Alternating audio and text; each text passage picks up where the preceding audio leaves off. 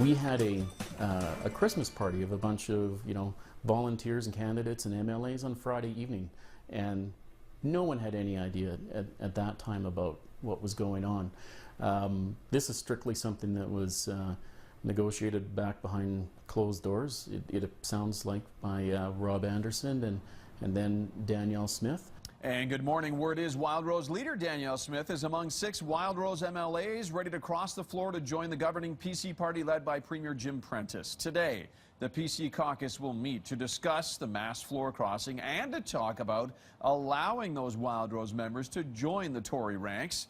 The exact number of defectors is hard to pin down because some Wildrose Party members could be still making up their mind right now. Here's what most reports are saying this morning, though. Sources say at least 6 Wildrose members are ready to make the jump, including Danielle Smith, Airdrie MLA Rob Anderson, Strathmore MLA Jason Hale, also Jeff Wilson from Calgary Shaw, Gary Bickman from Cardston Tabor, and Blake Peterson from Medicine Hat. If the defections happen with 6 MLAs switching parties today, that will leave the Wildrose with 8 members in the ledge.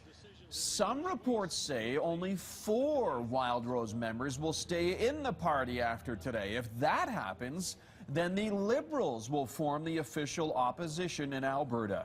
Regardless of how many MLAs do cross the floor, a key component of the unconfirmed deal includes the Tories apparently promising to adopt a bunch of Wildrose policies. Critics of the policy promise say the move will amount to the Prentice Conservatives adopting a Wildrose agenda. But it's not the new management that Albertans voted for, and that has been our point all along. And this indication is the clearest revelation possible to Albertans that they've been taken to the cleaners by these guys. I'm not really surprised as I watch Jim Prentice shade right on all of his policies. We look at the fiasco around Bill 10. That's not consistent with the values of modern Albertans. Modern Albertans are a very accepting people, so I'm not surprised that Jim Prentice is going after the Wildrose vote. Bill 10, of course, the legislation dealing with Gay-Straight Alliance support groups in schools. There are reports the defections will be announced by the Premier following today's caucus meeting with a cabinet shuffle tomorrow or Friday. According to the reports, that shuffle could see Danielle Smith and Rob Anderson joining a Tory cabinet. We will have to see what happens, of course, after that Tory caucus meeting. It's happening up in Edmonton today. It's now 7:37. Overseas this morning, Pakistan now mourning the deaths of 148 people, most of the deaths children, killed at the hands of Taliban gunmen. A 3-day official mourning period has begun now in Pakistan, a day after 7 Taliban militants, explosives strapped to their bodies, stormed the Army public school in the city of Peshawar. Students were gunned down. Some of the female teachers burned alive. Army commandos fought the Taliban all day long until the school was cleared and all the attackers were killed. The massacre is the deadliest slaughter of innocent people in Pakistan and has horrified a nation already wary of unending terrorist attacks. It's now 7:38. Time to focus on business. Oil cracking the $55 a barrel mark. Business editor Mike Eppel joining us now. Mike, an oversupply continues to fuel the free fall. Yeah, a number of negative signals in overnight, Ted, from Russia, who said that they are not cutting back in any way, shape, or form their daily production.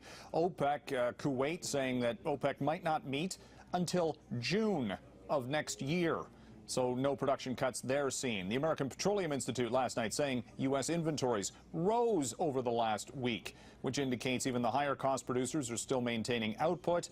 And added to the mix, you've got the Russian currency crisis and various other factors, and the price for oil down about 2% in the early trade this morning. We also had Husky Energy saying that it's going to cut back on its capital spending by about $1.7 billion less next year than they spent this year. Penn West Petroleum cutting back as well. Nico Resources, which has seen its stock price drop 90% this year, says it's hired Jeffries & Company to look at any and all strategic alternatives, including the outright sale of the company.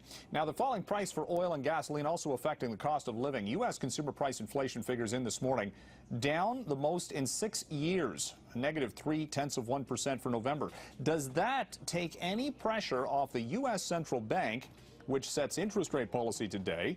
And the talk had been that maybe in their statement they might be signaling next year they'd have to raise interest rates with an expanding, growing economy. But if inflation is next to non-existent, you know, they don't have to do anything with interest rate policy. So it's going to be an interesting Fed decision, which will happen at noon, our time today, and then shortly thereafter by U.S. Federal Reserve Chair Janet Yellen and her quarterly news conference. Lots of questions, and in the early trade, not a lot of activity on morning markets. Everybody's just kind of waiting for that.